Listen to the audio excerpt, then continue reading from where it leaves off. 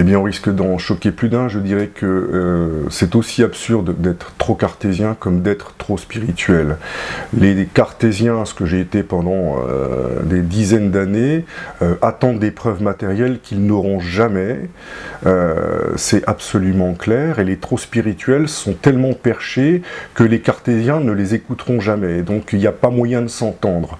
La seule chose qu'il faudrait faire, c'est simplement que les cartésiens s'ouvrent un peu l'esprit, se disent qu'il y a d'autres possibilités que la science, et les spirituels feraient peut-être bien, ou les gens qui sont trop spirituels, j'entends, feraient peut-être bien aussi de vivre une vie incarnée. Parce que dès lors qu'on est trop perché, on s'expose à des extases mystiques notamment, comme d'autres choses, et on oublie de vivre sa vie d'homme ou de femme incarné sur Terre, et donc de vivre normalement et d'expérimenter la matière.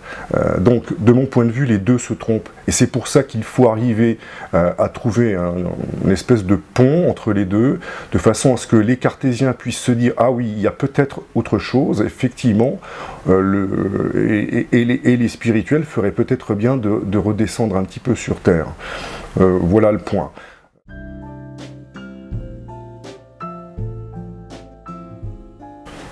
Je leur dirais tout simplement cessez de croire que vous savez, cessez de croire que vous avez la vérité, c'est la meilleure manière de s'ouvrir l'esprit, c'est tout à fait clair. Pour les cartésiens, je leur dirais, ça n'est pas parce que vous ne voyez pas, ça n'est pas parce que vous n'entendez pas, ça n'est pas parce que vous ne sentez pas que les choses n'existent pas. Et vous le savez très bien. Si je fais référence notamment à des choses qui sont imperceptibles à l'œil, mais qui existent bien de façon tangible. Maintenant, je dirais aussi aux très spirituels, qu'il faut qu'ils cessent de penser qu'ils ont eux aussi la vérité et qu'ils cessent de penser qu'ils perçoivent des signes toutes les demi-secondes et qu'à la moindre goutte d'eau qui leur tombe entre les deux sourcils, et vous voyez très bien de quoi je parle, il s'agit d'un signe de votre guide. Il ne faut pas exagérer non plus. Et c'est justement dans ces exagérations-là que ni les uns ni les autres ne s'entendent. Donc, de façon très claire, je me répète peut-être un peu, mais je pense que c'est assez important, il faut que les deux types de personnes s'ouvrent l'esprit et pensent que ils ne détiennent pas la vérité et qu'ils n'ont pas le savoir absolu. C'est absolument clair.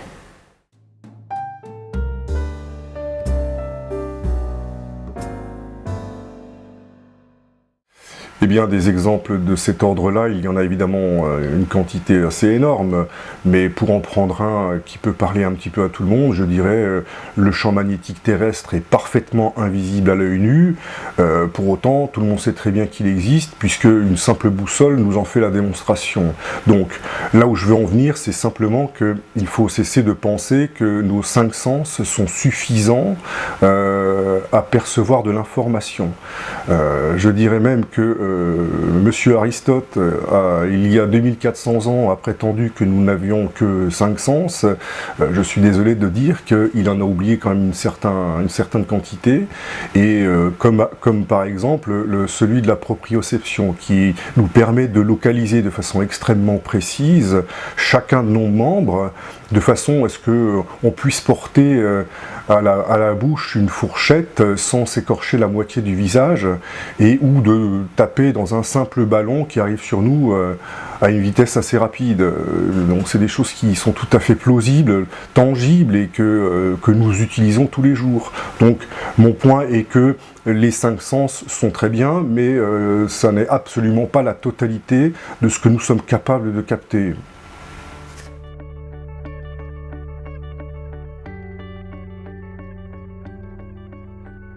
Oui, je suis content que vous ayez posé la question parce que c'était quelque chose que je voulais aborder, parce que pour moi c'est un vrai sujet, c'est un vrai gros sujet, qui est d'ailleurs une véritable porte ouverte à l'aspect spirituel des êtres que nous sommes. Aujourd'hui, J'ai évidemment une vue sur l'intuition qui est différente d'il y a quelques années.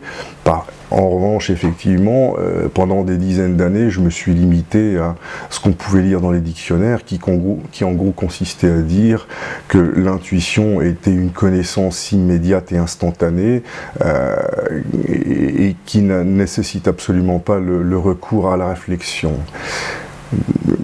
Je pense que sans que ce soit faux, c'est un peu limité, quoi qu'il en soit. Je prends une situation qu'on a probablement tous vécue, c'est dès lors qu'on se retrouve perdu au fin fond de la campagne, et qu'on est sans GPS ou sans carte, on va avoir de façon intuitive l'idée de prendre une direction sur les 3 à 4 qui nous sont proposés, et on va arriver à bon port.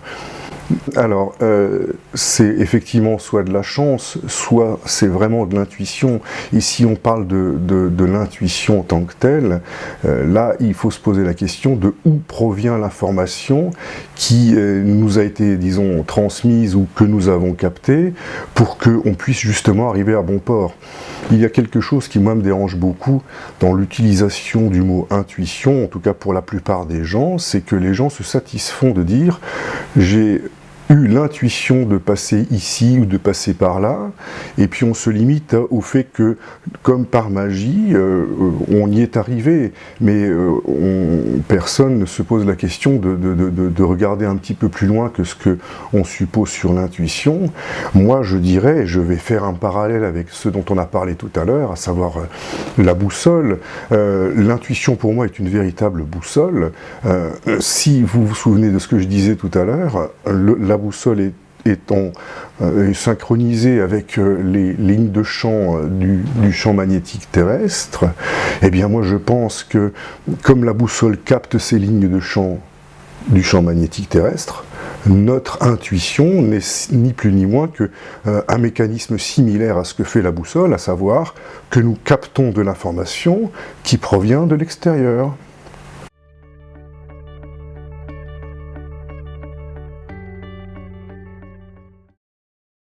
Non, c'est d'ailleurs complètement irrationnel de le penser, puisque, comme je le disais tout à l'heure, lorsqu'on se retrouve dans une situation qu'on n'a pas vécue, ou qu'on ne connaît pas, comment voulez-vous que notre cerveau puisse lui-même avoir fabriqué quelque chose qu'il n'a jamais emmagasiné, et qu'il ne pourra donc jamais vous restituer?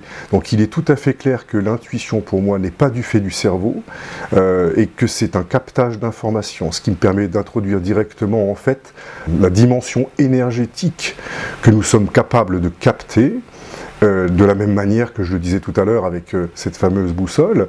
Nous captons un flux énergétique qui, comme on le dit, j'allais dire un petit peu de façon banale, est de l'intuition. Bien, moi je pense que ce flux énergétique qui est, je vais postuler qu'il est extérieur, n'est émise que par une entité intelligente, capable de nous transmettre justement ce flux, ces informations énergétiques que nous sommes parfaitement capables d'interpréter si on est un tant soit peu ouvert d'esprit, et si on est un tout petit peu plus à l'écoute de ce que notre corps, on va dire, est capable de faire.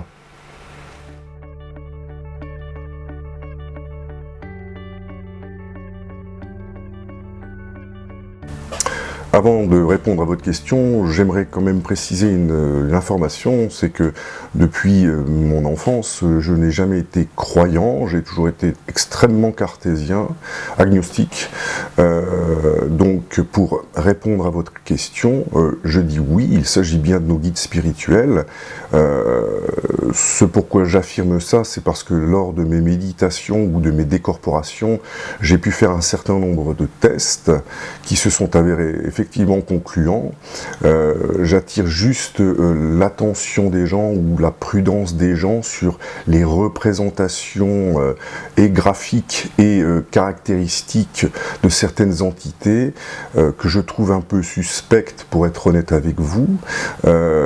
C'est d'ailleurs pour cette raison que je parlerai de guides spirituels plutôt que d'archanges ou anges ou frères galactiques ou ce genre de dénomination, bien que je respecte tout à fait que les gens puissent se retrouver davantage dans un mot plutôt qu'un autre.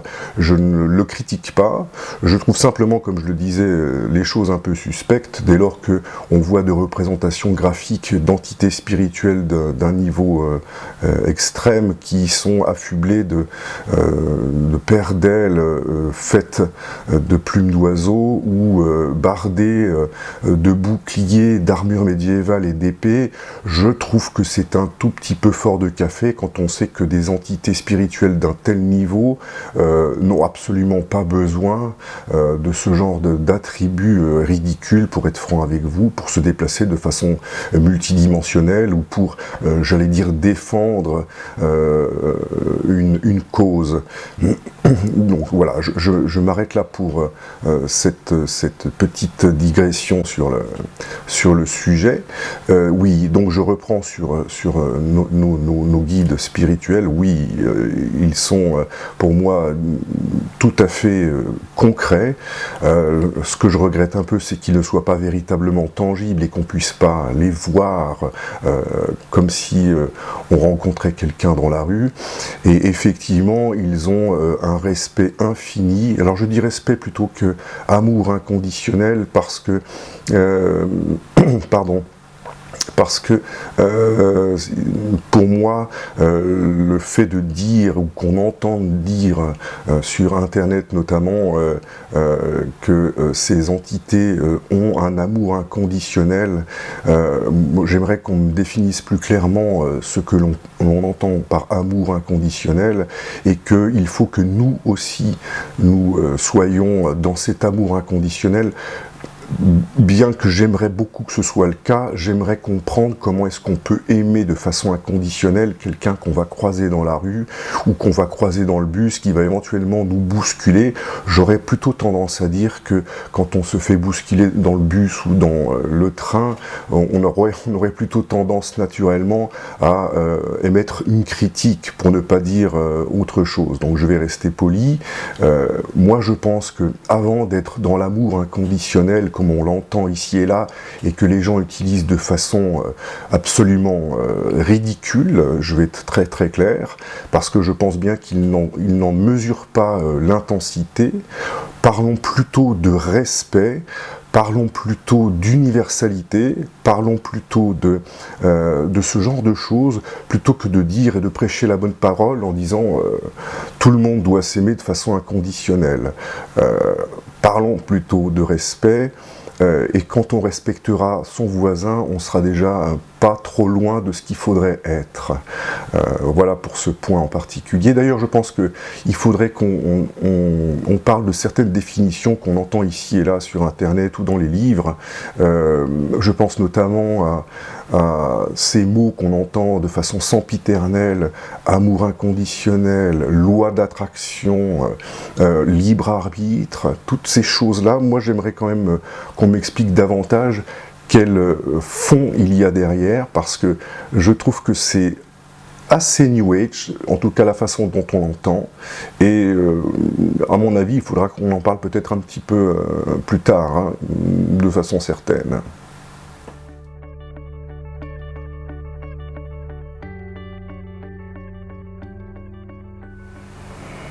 Absolument pas. D'ailleurs, on peut se poser la question de savoir si c'est vraiment nécessaire qu'ils le fassent. En tout cas, me concernant, ils l'ont pas fait lorsque j'étais, disons, conscient, peut-être que dans mes nuits, ils m'ont un petit peu aiguillé de façon inconsciente, mais j'en ai absolument aucune idée. En réalité, c'est assez drôle de voir ici et là que les gens cherchent à savoir quelle est leur mission de vie, mais ont-ils autre chose à faire que finalement essayer de vivre le plus longtemps possible, le mieux possible, en respectant les autres, en aimant sa famille de façon réelle, d'éviter le mensonge, pardon, d'éviter les pensées, les mauvaises pensées, d'éviter l'agressivité, ce genre de choses. En réalité, ce que je pense, c'est que on doit tous, alors peut-être à part exception, mais on doit tous vivre de façon consciemment respectueuse lorsque on se balade en forêt, lorsque l'on mange, lorsque on fait du sport, tout un tas d'activités, on peut le faire en étant conscient que nous sommes des êtres spirituels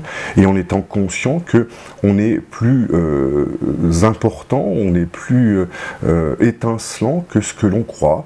C'est, à mon avis, la mission, j'allais dire la trame principale des missions d'à peu près tout le monde. Alors, je dis pas que j'ai raison, peut-être y a-t-il des gens qui se sont fait révéler leur mission parce qu'ils ont effectivement une tâche très particulière à effectuer, mais me concernant, non, je pense que tout le monde a, en tout cas de base, ces notions que je viens d'évoquer.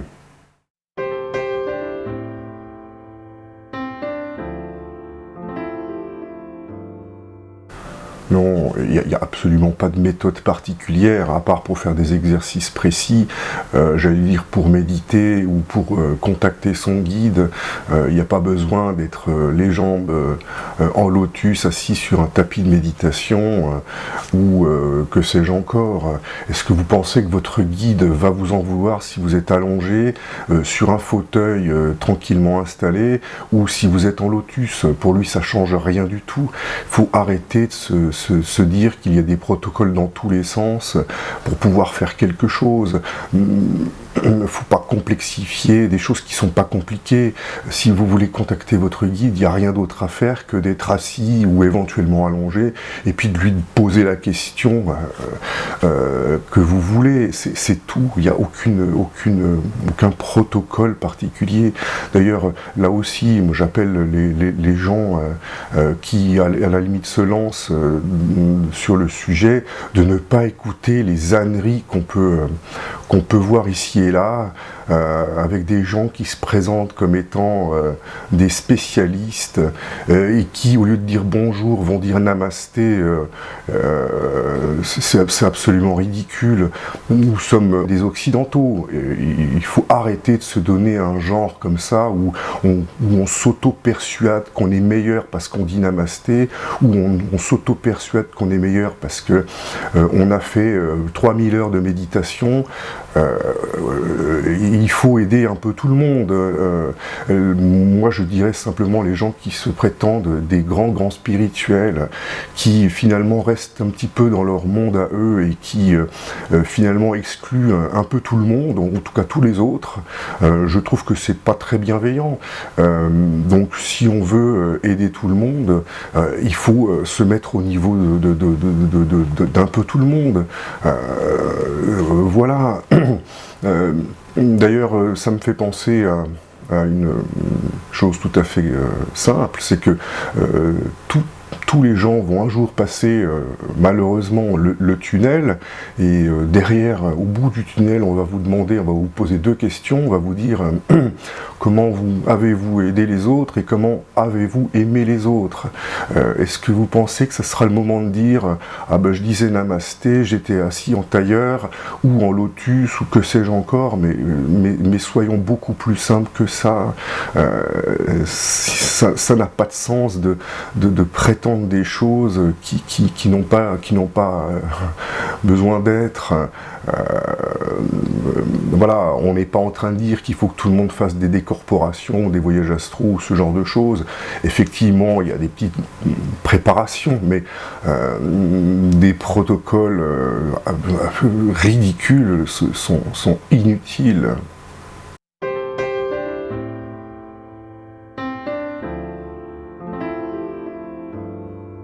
C'est qu'il faut se méfier de certaines vidéos ou de certains protocoles qui sont dans quelques livres, qui ne sont pas forcément destinés aux débutants et puis qui ne sont pas forcément toujours adaptés.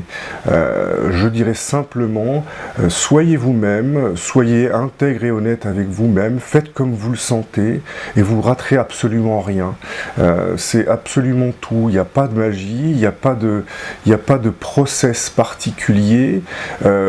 D'ailleurs, si vous respectez un process qui finalement ne vous convient pas, vous risquez simplement de rater votre méditation, et ce qui sera fort dommage.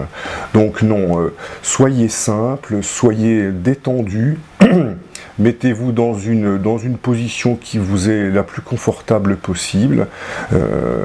Tâchez de ne faire qu'observer vos pensées et puis vous verrez que votre méditation sera tout à fait agréable. Si je peux vous donner une astuce pour éviter justement de trop penser, parce que c'est quelque chose qui effectivement bloque, on va dire, la transmission, essayez de ne pas bouger vos yeux, même si vous avez les yeux fermés et que vos yeux bougent, automatiquement vous aurez des pensées. Donc fermez les yeux, fixez un point virtuel devant vous et votre méditation va se passer tout à fait convenablement et elle aura au moins eu son effet. Donc un autre conseil que je pourrais vous donner, c'est essayer d'être régulier, méditer si possible tous les jours, 10-15 minutes par jour, il n'y a pas besoin de faire trop. Pour l'instant, on débute, on est débutant, donc accordez-vous le temps de progresser. Quand vous aurez acquis un petit peu j'allais dire de bouteille, vous pourrez passer à des méditations beaucoup plus longues qui vont durer 1 heure, 2 heures, 3 heures. Et puis effectivement, vous verrez à ce moment-là d'autres choses. Mais ne pensez pas que en méditant 3 semaines, 1/4 d'heure par jour, il va vous arriver des trucs complètement surprenants. Non, évidemment pas. Mais en tout cas, ça vous aura apaisé, ça vous aura permis de vous occuper de vous, d'être centré sur vous, de vous occuper simplement de ce que vous êtes, et ça sera parfait. Vous passerez au niveau suivant quand vous en aurez l'envie et quand vous le sentirez. Et effectivement, à ce moment-là, vous arrivera un certain nombre de visions, un certain nombre d'éléments qui vont vous donner envie de continuer. Donc, pour faire simple et en conclusion, je dirais, respectez-vous, soyez honnête avec vous-même, faites comme vous le sentez, et ça ira parfaitement.